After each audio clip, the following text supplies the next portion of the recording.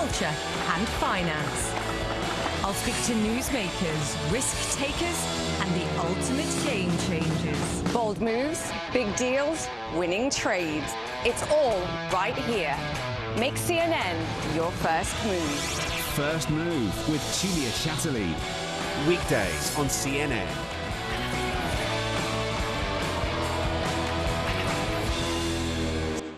I'm Paula Hancock in Seoul. This is CNN.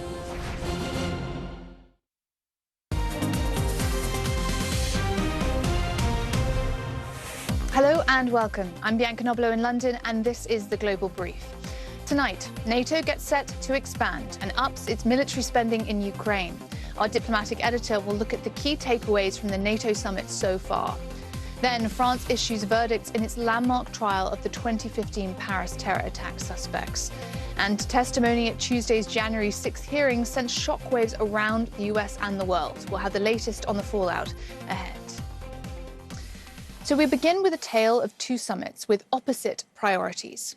NATO's heads of state met in Madrid on Wednesday for the first day of a security summit and shifted Russia's designation from strategic partner to threat. At the same time, Russian President Vladimir Putin made a rare trip to Turkmenistan to meet leaders of the countries bordering the Caspian Sea, hoping to strengthen trade relations. The NATO alliance once again vowed to support Ukraine in what leaders called, quote, the heroic defense of its country. NATO has agreed to a new package of support aimed at modernizing Ukraine's military. And US President Joe Biden has announced new troops deployed across Europe, including a permanent army base in Poland. Ukrainian President Volodymyr Zelensky addressed the group, pleading for more weapons and money, and warning that Russia's ambitions will not stop in Ukraine. He asked leaders to admit Ukraine as a NATO member too. Take a listen. NATO's open-door policy shouldn't remind us of the mechanism of the old Kyiv metro barriers. They are open, but as soon as you approach them, they are shut until you pay. Has Ukraine not paid enough? Is our contribution to the defence of Europe and the entire civilization not enough? Zelensky's plea came as NATO invited two other countries to join, Sweden and Finland. Speaking to CNN's Christian Amanpour, the Swedish Prime Minister said that her country was forced to drop its traditional military neutrality due to Russia's direct threat to Europe. I think it's so important that we who are leaders of our country, that we also take the time to explain to our citizens that Ukraine is not only fighting a war for Ukraine, but also for democracy's right to choose their own destiny and live in peace and freedom.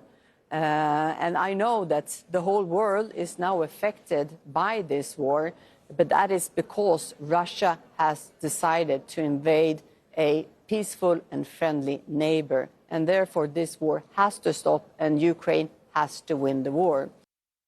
The big break came when Turkish President Recep Tayyip Erdogan, who met with US President Biden today, agreed to support Sweden and Finland's NATO bids. Turkey had initially opposed them, accusing them of harbouring members of a group that Turkey views as terrorists. The process of admitting the Nordic nations could take as long as a year.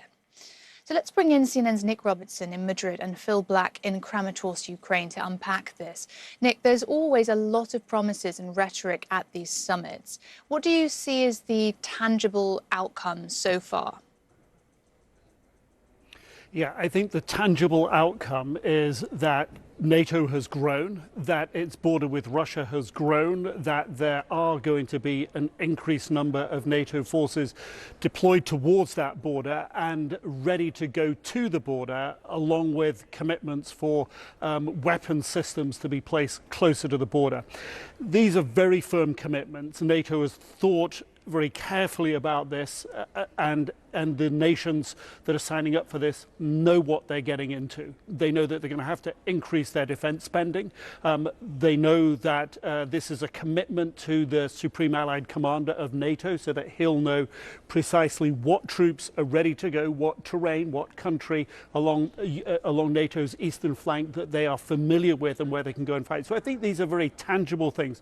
For President Putin, this is entirely the opposite of what he was looking for. I sat down down earlier with Iceland's Prime Minister, Katrin Jakobsdóttir, and asked her if she thought, or what she thought President Putin would do next. She said, look, we just can't predict that. I asked her as well about what she thought about President Erdogan's moves and about President Zelensky's idea that the war could be over by the end of the year. I don't want to predict anything. What I see right now, we don't have any solution on the horizon. We have now seen Finland and Sweden applying for membership in NATO, which nobody would have expected in the beginning of this year. And President Erdogan blocked that membership, yes. And now it seems that he's in a conversation with President Biden to get F-16s. What do you think about his manipulation of the situation? Well, I must say that this is something to think about, really. When we said we will support Finland's and Sweden's application, we did that unconditionally out of respect for their democratic wishes.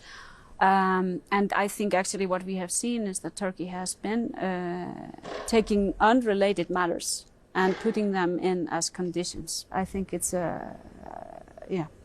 that's not the right way. So you really get the sense there that while NATO's acting with unity, with one voice, there are, concerns about the way all the nations have chosen to come together and how they've come together. But it certainly seems that the commitments that they're making, they're going to be tangible. And the real question, that open question, is how is President Putin going to respond? And he said if there are if there are NATO build-ups in Sweden and Finland that don't exist today, then he'll respond to that. We've heard him say that before. Precisely what does he mean by that isn't clear. But if NATO does deploy troops or equipment to those countries, which isn't on the cards at the moment, then there would be a reaction from Russia. Other reactions just aren't clear. Thank you, Nick. And let's go to Phil Black now in Kramatorsk. So, Phil, as Nick was outlining there, there are nuances, but we are hearing stronger language and commitments from NATO. But Ukraine needs advanced weapons urgently. Are any of these commitments translating to actual help on the battlefield right now? And can you give us the latest of what's happening in Lysychansk? Well, Bianca, Ukraine will tell you that they are grateful for what they have received. They are grateful for what they know is still coming down the pipeline, that it does make a difference and has made a difference on the battlefield, a big difference. But they will also tell you it's not enough. As you say, they want more modern, heavy weapons, and what they've been asking for a lot recently has been a new, more sophisticated anti-missile system to protect civilians and infrastructure across the country. On one hand, they say they notice, I guess from their point of view, a positive trend, and that is that as they increasingly transition to modern Western weapons and ammunitions, they say on the battlefield, they say Russia being forced to rely upon older, less sophisticated weapons and ammunition. So a positive trend that in theory over time would give them an edge. But Ukrainians will also tell you that as it stands, they are outnumbered and outgunned, and that is what is really defining the current dynamic on the battlefield. That is what you see here in the eastern Donbass region, the remaining pocket that Ukraine is struggling to hold on to. That is why Russia is steadily taking ground. You mentioned Lysychansk, a city in the east of this contested pocket of territory. That is a city that, by all accounts, it seems inevitably looks set to fall at some point in the not too distant future. It is all but cut off. It is under bombardment. Russian soldiers, we are told, are moving in there. We don't have a lot of direct information from the ground there. It is simply too dangerous, too desperate. But the Ukrainians admit this is an incredibly difficult fight. They are under great pressure, so too are around 15,000 civilians still in that city. The Ukrainian strategy for the moment appears to be simply holding on there as long as they possibly can, trying to inflict maximum pain on the Russians as they try to take ground. We have seen the Ukrainians essentially deploy this strategy in other areas of territory, other urban areas recently. The problem with it is that it means that inevitably the Ukrainians also take heavy losses as well. But as it stands, the fight in this region is steadily going Russia's way, Bianca. Phil Black in Kramatorsk, thank you so much. And to you, Nick Robertson in Madrid, Spain. Thank you both. Now, rescue workers are searching the wreckage of a shopping mall in central Ukraine, which was struck by a Russian missile on Monday. At least 18 people were killed and dozens were wounded. Officials say that it will take days to clear the wreckage and to potentially find more victims. Salma Abdelaziz is there to show us what the investigators are finding. This surveillance footage shows a Russian anti-ship cruise missile capable of carrying a 2,200-pound warhead hitting the Amstor Mall in Kremenchuk. And this is the devastating aftermath. The complex completely obliterated in a city far from the battlefield. The Kremlin says it is not to blame for what happened here. It claims Russian warplanes struck a hangar packed with US and European supplied weapons, and that those Western weapons detonated afterwards, causing this fire. The chief prosecutor of this region, Anton Stolotny, says he's collecting evidence to prove Moscow is lying, and that it intentionally targeted innocents. We're investigating the site of the blast, he says. We have removed fragments of the rocket and we will examine its trajectory. Only 2 hours after the strike, Stolotny and his team started their work. We created a group of investigators that includes the police and the security service, he says, and we, as prosecutors, coordinate their activities. There are two operations happening simultaneously here. Emergency workers clearing the rubble and trying to find the bodies of the missing. At the same time, Ukrainian investigators and prosecutors collecting evidence for what they say are Russian war crimes. Stolotny took us to the site of the second missile strike, the plant where the Kremlin claims Western weapons were stored. But Ukraine says this is a road machinery factory, civilian infrastructure.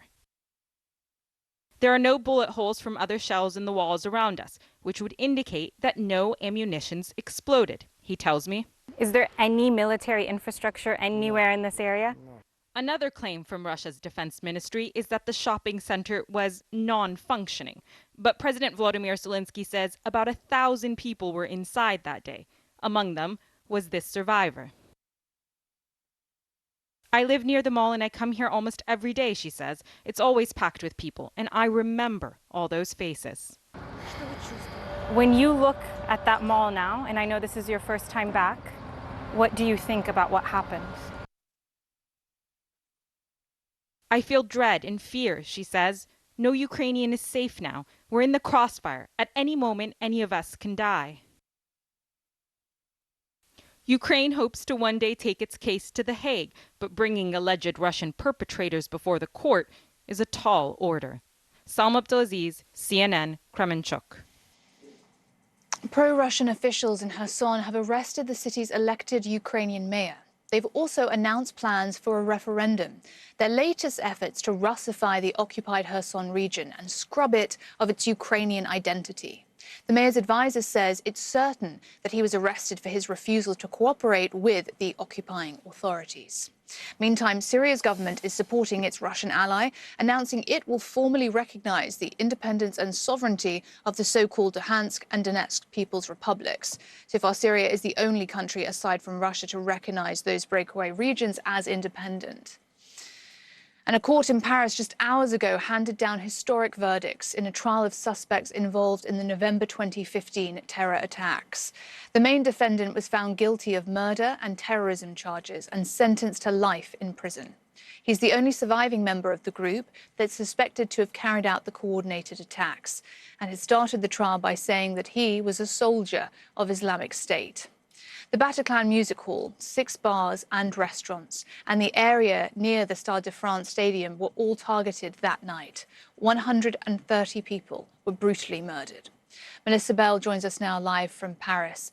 Melissa, what more can you tell us about the verdict, and how important a step is this for France in terms of healing and moving forward from that collective trauma of 2015?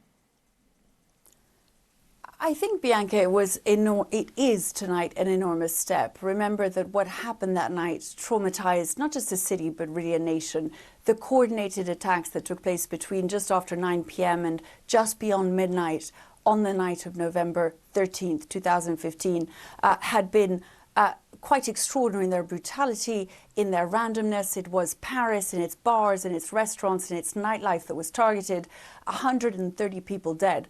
And this trial, 10 months It lasted with 330 lawyers, more than 1,000 civil parties taking place, hundreds of victims giving evidence, video, audio that was replayed of what happened that terrible night was, I think, traumatic for everyone. So tonight, not just the verdict, but the sentencing. As you say, there were 20 people in the end who were on trial. 14 of them had been present at the trials, 6 of them tried in absentia, 5 of them presumed dead in Syria. But all eyes very much on Salah Abdeslam, the only surviving member of that group of 10 men who had come into Paris that night, armed with vests that they detonated for some of them. His did not. Now, his defense had been, in the end, that he had chosen to disable his vest.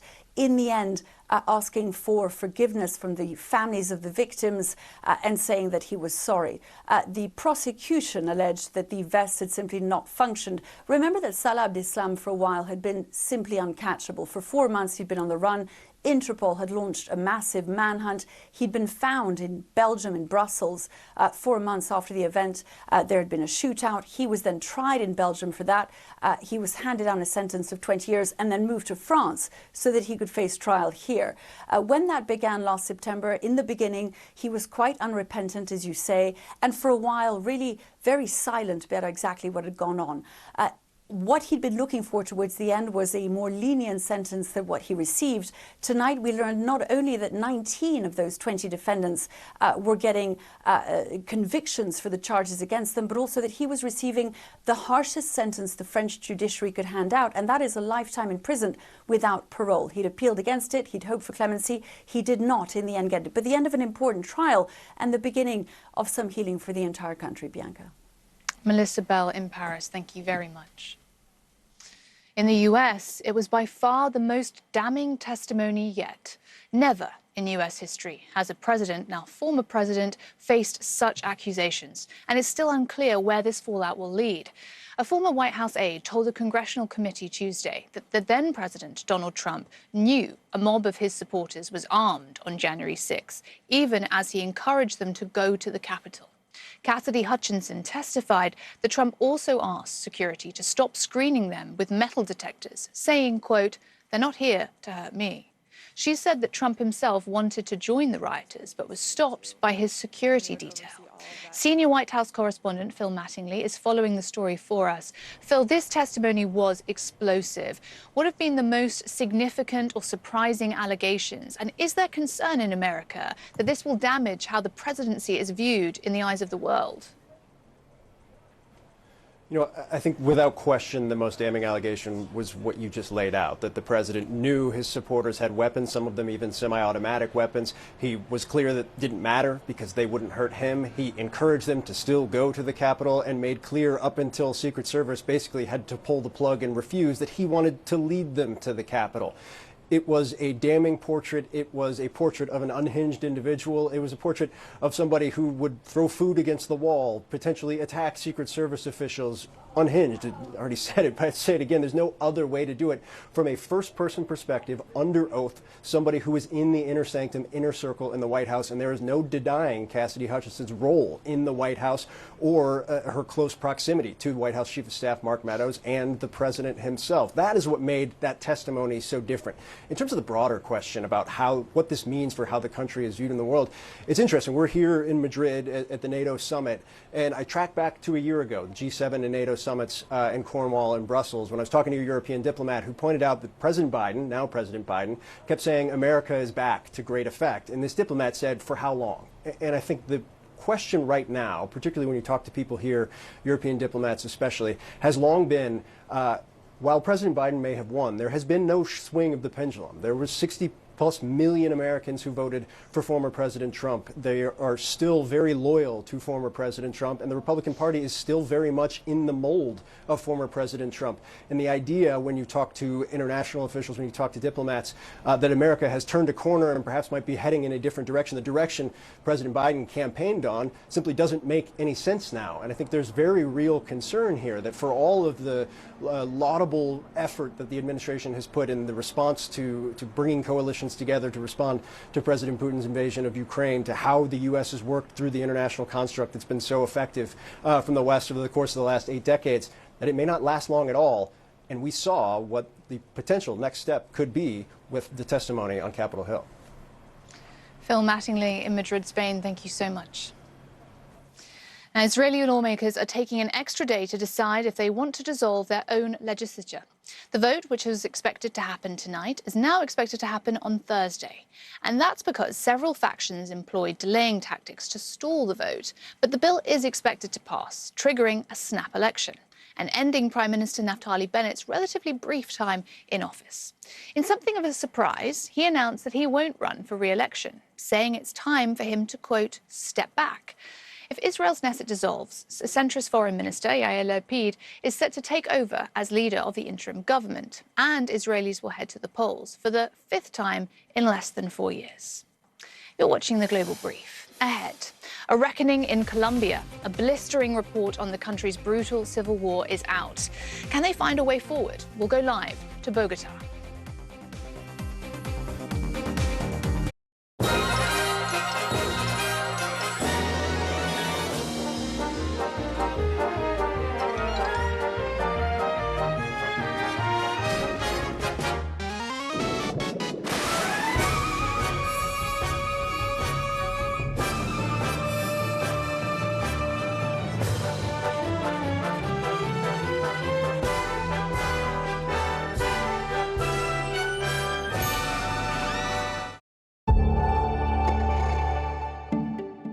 With Bitcoin, not only do we have the best monetary asset in human history, we have the best monetary network in human history. Bitcoin solved a lot of the monetary functions that we know as very expensive with cryptography and with math. And so I can escrow a bearer instrument in Bitcoin. It's worth the same amount in Chicago as it is in London, as it is in Nigeria, as it is in Argentina, and I can zip it around the world instantly and for free.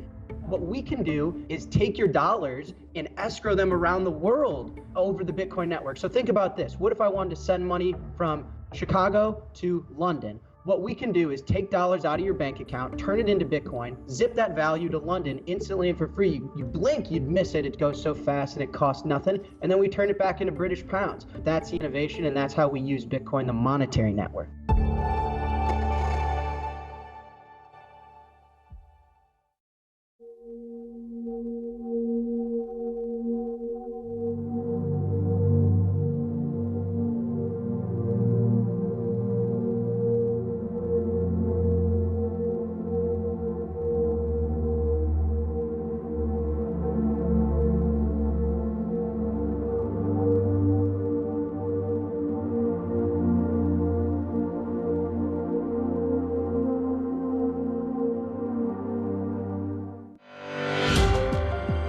Watchmakers have dealt with pandemic restrictions for years. Now they want to make up for that lost time. At the end of last year, Deloitte asked Swiss watch executives how they judged the outlook for 2022.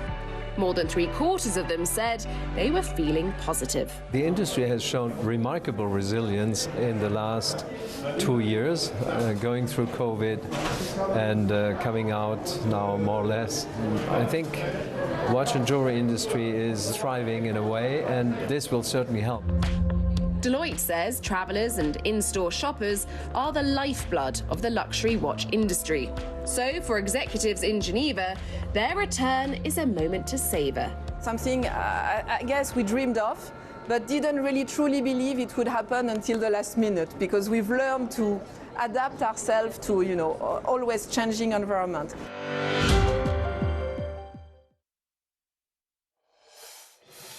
Let's take a look at the other key stories making international impact today.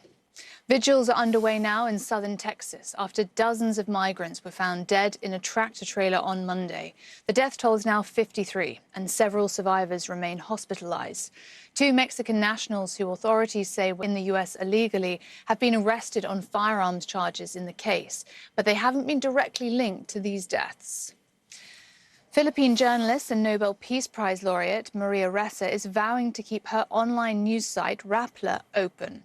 She says it will appeal what's effectively a government order to shut down. Rappler is known for its critical reporting of the outgoing President Rodrigo Duterte and his controversial policies. Colombia's brutal civil war ended in 2016, but but the toll of the fighting between Colombia's military and the armed rebels known as FARC is still being felt.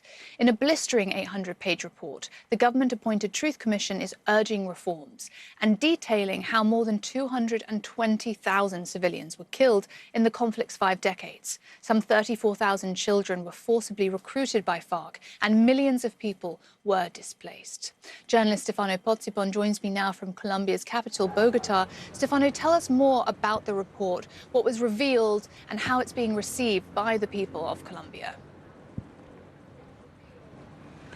Yes, Bianca, I think that what we have seen yesterday on Tuesday here in Bogota was really at the forefront, just the sheer scale of these conflict. 58 years. It started in the 1950s. It ended only 6 years ago. It touched every aspect of Colombian society and touched mostly civilian. Between the 70 and the 80% of the casualties during these 6 decades of armed conflicts were civilians. Well, as you said, more than 220,000 people. And that is why, for example, one sentence that remained with me from that emotional event yesterday from Padre Francisco de Rú, the president of this Truth Commission. He said, if we had to honor with 1 minute of silence every victim of the conflict, Colombia would need 17 years of silence to honor them all.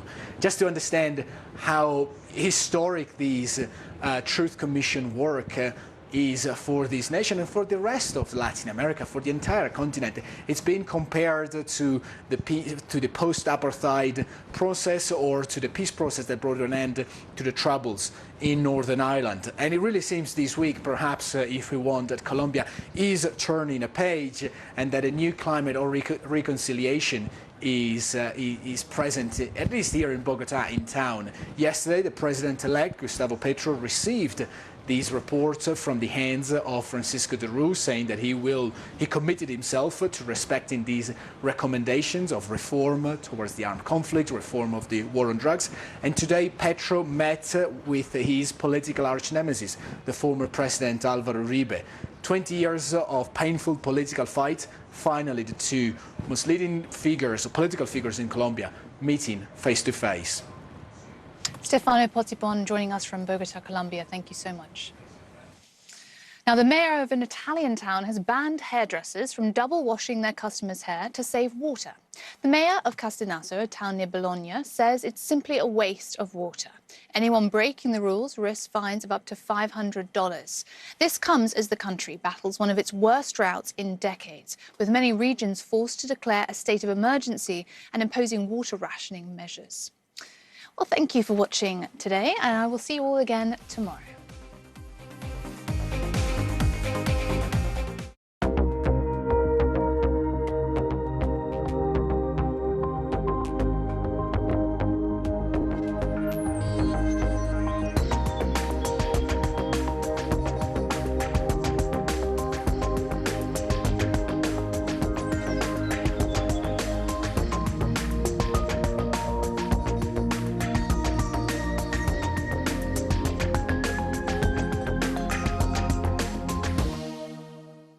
These troops, they are Russian. I've spoken to the commander. He said they are now in control.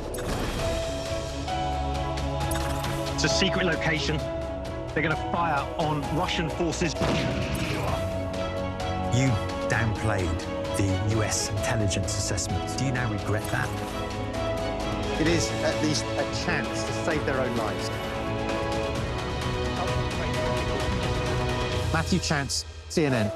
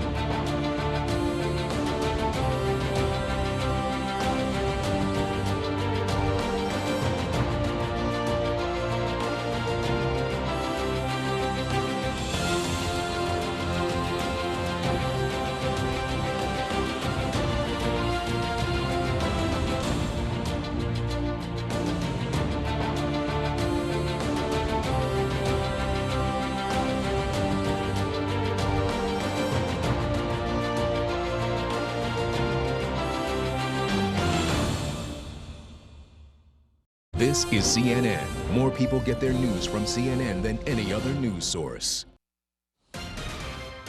Down and out. Britain's Grand Slam champs Emma Raducanu and Andy Murray lose back-to-back on centre court.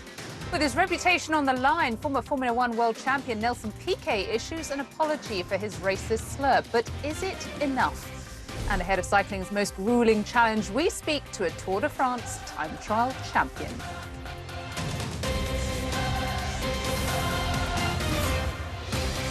Hello and welcome along to CNN World Sport with me, Christina McFarlane, live from London, where the Wimbledon dream is over for Britain's teenage sensation Emma Raducanu. Last year's US Open champion was easily ousted in round 2 on Wednesday by France's Caroline Garcia, shortly before another home favourite, Andy Murray, suffered the same fate. And with the form that both players are in, this result wasn't a total surprise. Raducanu's recent months have been dominated by injury concerns, meaning she's had little preparation time, and she was simply unable to find the form required to defeat Garcia, who, by contrast, is having an excellent season, having recently won the French Open doubles title. Her power and aggression too much for the 19-year-old, eventually taking the match 6-3, 6-3 to the disappointment of the home crowd. I am 19 years old, and yes, I have had attention, but I'm a slam champion, so no one's going to take that away from me. And yeah, if anything, the pressure's on that who haven't done that. There's no pressure. Like, why is there any pressure? I'm still 19. Like, it's a joke. I literally won a slam. But yeah, going back to New York, it's going to be cool because I have got a lot of experiences playing, you know, on big courts, playing with people in the stadium, playing with the spotlight on you, and I don't mind that. I mean, for me, everything is learning, and I'm embracing every single moment that is thrown at me.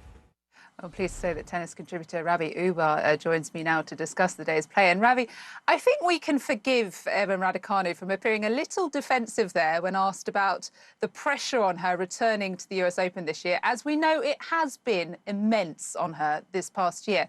But even having said that, she hasn't really been able to settle and find her best game since then. Why is that? Chrissy, you used the word settle, and I think it's very apt because for any tennis player, they want to be settled when they're out on court. And given what happened to her last year, winning the US Open at the age of 18, coming through the qualifying, not losing a set, never happened before in tennis. And also, Chrissy, she comes from a massive, massive commercial market. So put those two things together, and you have somebody who's now linked up with all these massive, massive companies, you know, the likes of Evian and Vodafone, Porsche, for example, Dior, et cetera. Her agent is Max Eisenberg, one of the most, you know, powerful agents in tennis, represents Sharapova and Li Na. So 12 months ago, if you don't want to use the word distraction for all the outside things happening, well, this wasn't happening to Emma 12 months ago. She was just finishing her exams, coming out of school, was a relative unknown when it came to Wimbledon. So I think those are some of the factors we have to look at on one side. The other thing is she wanted to have a good offseason. But what happened in the offseason? She caught COVID. And that kind of set the ball rolling in terms of, I think, other things that have happened to her, all these little niggling injuries that hasn't allowed her, I think, to play her best tennis, because I certainly think she has a big game. But you put all those factors together, and for me, you know, it's not much a surprise that this is happening. Yeah, it's been unfortunate. And this was her third straight second-round exit at a Grand Slam. What, if anything, can she learn from this experience so that she has a better showing at the US Open?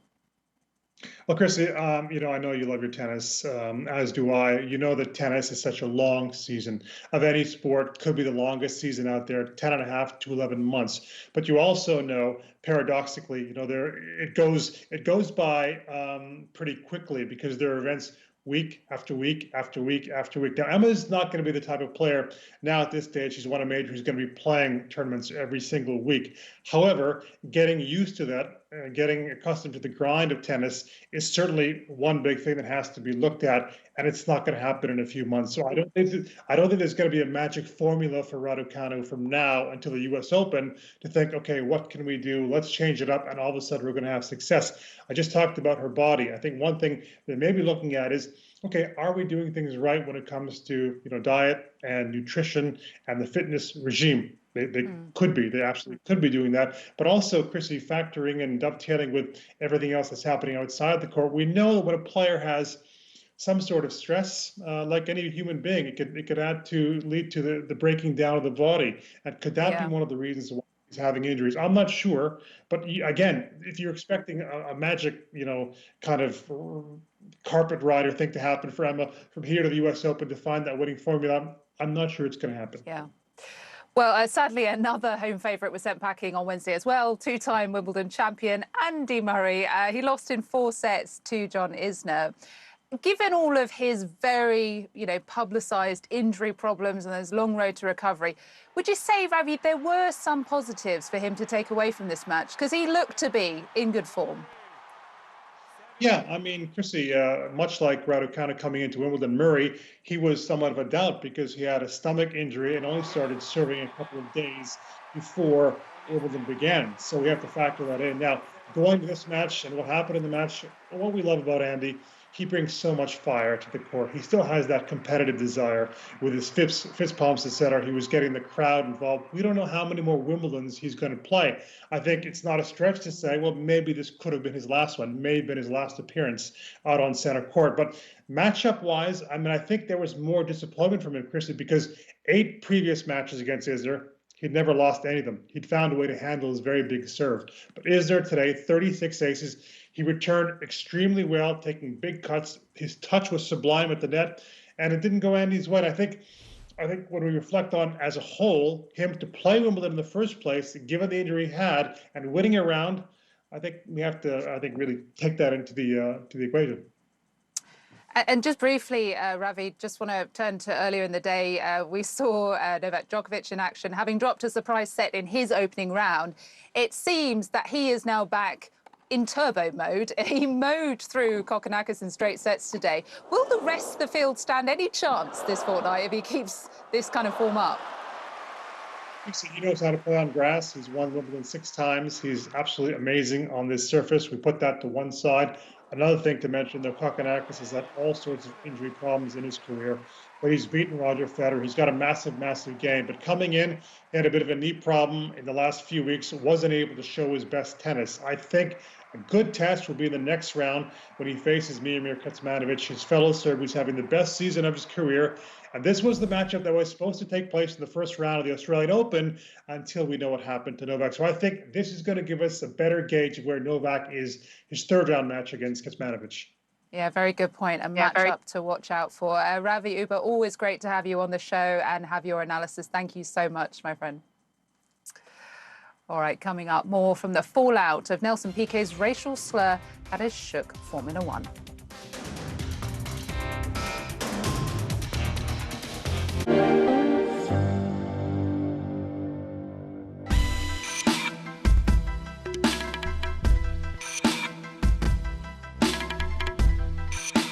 My name is Øystein Jensen. I'm the Chief Sustainability Officer at Odfjell SE.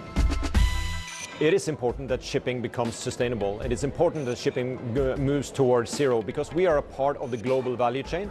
We represent 2.8% of the total emission, and that emissions will still grow as the shipping industry will grow because the global demand for transportation is growing.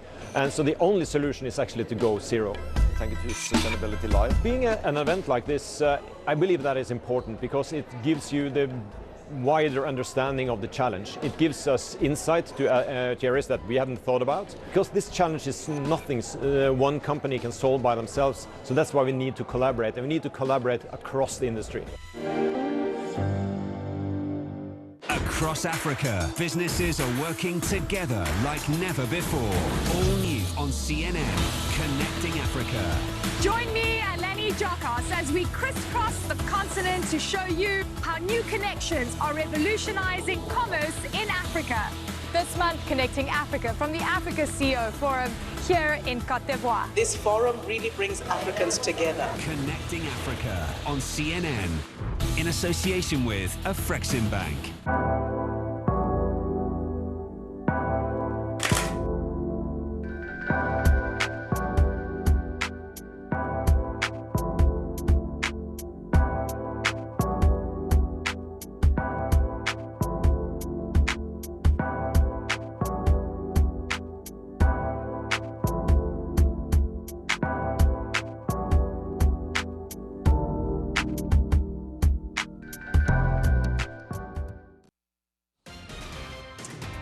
Welcome back to World Sport. Now, amid reports that former F1 world champion Nelson Piquet might be banned from this week's British Grand Prix and future Formula One races for making racist remarks about Lewis Hamilton, the Brazilian has now issued an apology, but he denies saying anything racially abusive.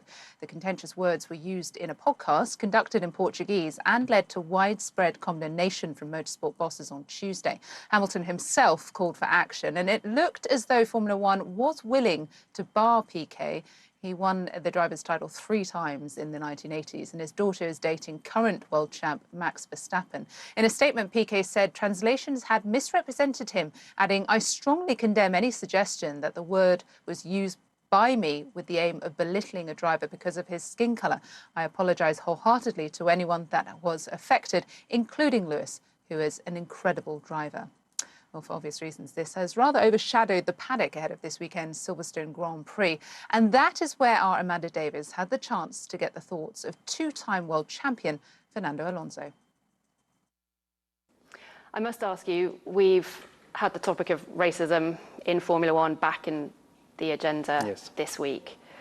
How damaging is it for the sport, particularly when we're talking about somebody who's a 3-time Formula One world champion? It is damaging, and there is no place in the sport for those comments. And we stand with Luis, and you know, together with Alpine as well. That you know, for the last few years, it has been a big change in the team, inclusive, and trying to be as diverse as possible. You know, because I think the sport should be an example for our society, and you know, this week has been very sad for our sport, and you know, let's see what the actions will be after those comments, but we are all with Luis in this time. Do you think there should be actions? It's been talked about a paddock ban or a lifetime ban from Formula One. Yeah, I read those comments as well. Obviously it's difficult, and I think we will agree with whatever FIA or FOM will do, but I do believe that there is the need to have some action. If it's just you know, another episode that there is no action, I think it's not enough. I think we need to move from these people, and this is a perfect example. OK, we're about to hear from a former France and Manchester United defender, Patrice Evra. He's been explaining why he's only speaking out now about a dark episode from his past.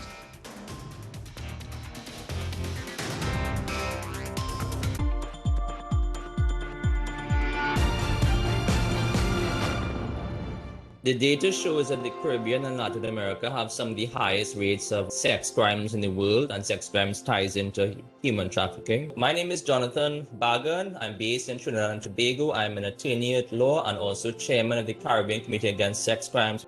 Say 10 years ago, it was said, even in my country, that nobody should speak out about human trafficking because they will come to get you, the mafia. Now that hundreds of people know about it and are speaking out against it, that darkness has been destroyed, and now we're bringing the issue into the light. Schools across Grenada, St. Lucia, St. Vincent and the Grenadines, Trinidad and Tobago, the students were really positive about it. They wrote poems, spoken word poems, they made videos. I've risen and believed. And those videos went on to the local media, onto the radio and television. On arrival, you are forced into captivity and a life of servitude. So the students were inspired to see their fellow students being connected to CNN International. A lot of kids now know the signs of human trafficking, what it is and how to avoid it. So we may have saved some lives. My Freedom Day helped raise awareness, educate children, and I hope it inspires politicians and the governments across the region to do more to stop this crime from happening. It's impactful and important, and we hope to do even better next year.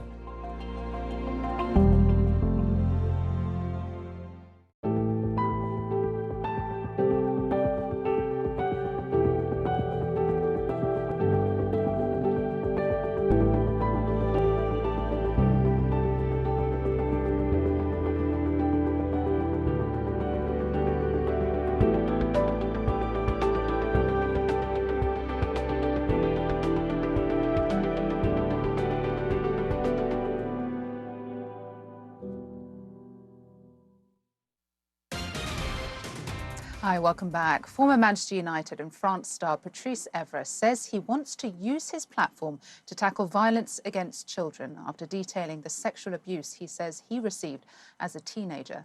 In his autobiography, I Love This Game, Evra reveals how he was abused while staying at a teacher's house to make it quicker to get to school. Evra never filed a police report and says he denied the incident happened when police asked him about it several years later. Evra has been speaking to our senior sports analyst, Darren Lewis. You've been fantastic in raising awareness around abuse for children. I know you've been on social media talking about it. You start this book, I was really struck by it, with the description of the sexual abuse that you suffered. I think this was really important. I think when you do an autobiography, it's not about yourself. It's about to help other people. You tell your full story. And I remember, I think, the most devastating moment is not for me to open up to the world. It was like to tell my mom, because these things happened when I was 13 years old. And I never say it to any member of my family, not even my mom. So even when I talk about it, it's always tough, because I wait like at least for 25 years to tell my mom before I release the book. I say, Mom, I'll just let you know these things happen. You know, I was in Paris, she was devastated, and she said, you shouldn't put it in your book. I say, yes, Mom. She said, it's too personal. I say, yeah, but Mommy, it's not for me. It's for the children. I don't want people to suffer the same way I'm suffering. And also, you know, when those things happen, you feel shame about yourself, you feel guilty. You don't know if people are going to trust you. Especially when I was 24 years old, I was playing in Monaco, and the police asked me about this person, and I say, no, he never did anything, I lie. So I had this also cowardness in my chest. That's what you feel it was cowardice? Yes, yes, and this is me. So that's why I don't want when people say, wow, Patrice, you're so brave, you're so courageous to talk openly about that. It's not about that. The victim, it's not because they are not brave, it's because it's the right moment where you feel safe and trust. I've been so lucky. I met the woman of my life, Margot, and she helped me to get rid of all that toxic masculinity and to open myself. Because, and the way it happened, we were watching a TV program about pedophile, and she see my face just change, and she said, what's the matter? I said, nothing. She said, but Patrice, you know, I know you so well, you're such a generous person, but when you get angry, I can feel it's something deep inside, so we don't lie between each other. Then I open myself, then I talk, then we cry, and that's why after I was able also to talk about it in my book. So we shouldn't judge those people or say they are coward, or this is me because I'm really hard with myself. And it's not being brave, it's just like I feel safe, I feel like I could trust someone, and it was the moment, and now I won't push anyone to talk about it. I will say you're gonna get the support, because it's really easy to open up, but it's what's next, the support. That's why this will be my cause. After playing football, I've got priority: children, equality gender, and the races, and mental health. All those things are really important for me. What happened? It happened just, I was living far from that school. You were an aspiring footballer at the time. Exactly. So in that school, you could like being educated, and after school playing football. It wasn't an academy football club. And that head teacher was living inside the school. So every time I was getting the train, 5 in the morning, losing my stuff. So he said, you know, I've got a solution. You always get tired. You should stay home. Wow, this was a great opportunity. And so he was cooking food. Every day let me playing some video game. But when I was going to bed, that's where the nightmare began. That's when every single night he was trying to touch me. And I did everything in my power, fighting with him. But even when I was fighting with him, he was next to the bed, you know, helping himself. And I even I remember my shoes laces to tie my pajama. Then one day he succeeded. And I went back home. I said to my mom, you know, I don't want to sleep anymore in that head teacher house. She said, like, why, Patrice, you know? And I never answered to it. I said, no, I just don't want. And she said, okay. That's why she was so devastated when I tell her that, because she was like crying and feeling guilty. And I said, no, Mommy, it's not about you. And she was like, but I told you. Which reason? and you didn't say anything because you can't talk. When these things happen, you just erase everything for your memory. Someone asked me a question, do you hate that person? I say, no. Do you want that person to be in jail? Or I say, no, and after I say, no, yes. Because I don't want that person to do the same things he did to me, to other kids. Do you feel, I mean, you're a dad, I'm a dad, we're both black men. Do you feel that we need to maybe break those cultures, those stereotypes where we don't speak about those things so that children can feel more empowered? But definitely. I will tell you something really simple about a black person. Talking about love is taboo. I never see my mom and my dad, you know, hugging. And that's all the culture we need to break. I remember I've been raised of crying is a weakness, even if you get punished, even if you get slapped. That's why I'm fighting and all of that, ending the violence. But I don't blame, you know, my dad, or because this is the way they've been educated too. So that's why we get the chance now to change, to break the cycle. And that's why I will fight for that. Everything comes from education. That's why I have no hate. I don't blame anybody else.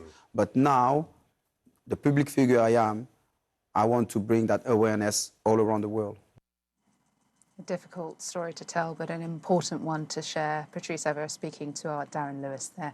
World Sport will be back in just a moment.